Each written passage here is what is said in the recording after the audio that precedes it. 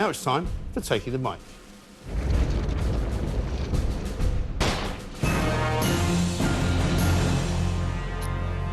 Now, it's been yet another confusing weekend for the Metropolitan Police and the Commissioner, Sir Mark Rowley, its chief. He was brought in, you might remember, to clean up the organisation after a series of terrible incidents which were uncovered involving officers who had been committing heinous crimes, including rape and murder. And that, it turned out, was just the tip of the iceberg. The police had also been accused of two-tier policing in the way that they officiated different kinds of protests depending on who was protesting. Who can forget the taking of the knee before the baying hordes of Black Lives Matter protesters in London in the summer of 2020 during COVID restrictions, while at the same time crashing through anyone demonstrating against the lockdowns, the vaccines or the shutting down of the country. Similarly, we now see football crowds greeted by baton-wielding riot police dressed in hard crash helmets wading in to inflict pain and injury to groups of largely young men. This weekend, we had the latest pro-Palestinian march, the 23rd successive Saturday that parts of London have been brought to a complete standstill, despite multiple examples on social media of intimidation, threats and even violence from many of the marchers against journalists and anyone they didn't like the look of. They ended up arresting once again the Iranian dissident who was on this show just last month, Nayak Yourgurbani.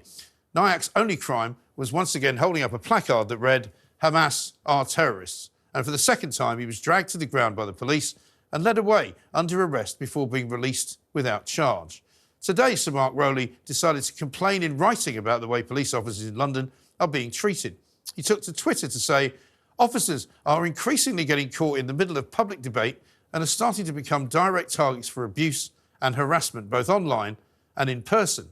He continued, "Officers are regularly becoming the anvil on which society beats out its problems and are being accused of being both woke and fascist for exactly the same actions." Well, I've got some news for Sir Mark. The public are thoroughly cheesed off with the failings of the police to carry out what should be their normal function. They are failing spectacularly to solve crimes. Burglary now more than often does not even warrant a visit from any officers. Car thefts are routinely dismissed without even being investigated, and shoplifting is now at epidemic levels. Meanwhile, Jewish people are openly saying that they're too frightened to enter central London when these weekly hate fests are left to freely march around as and when they please. And the problem for the police is that they've brought this all on themselves. Politics is well and truly running through almost everything that the Met does.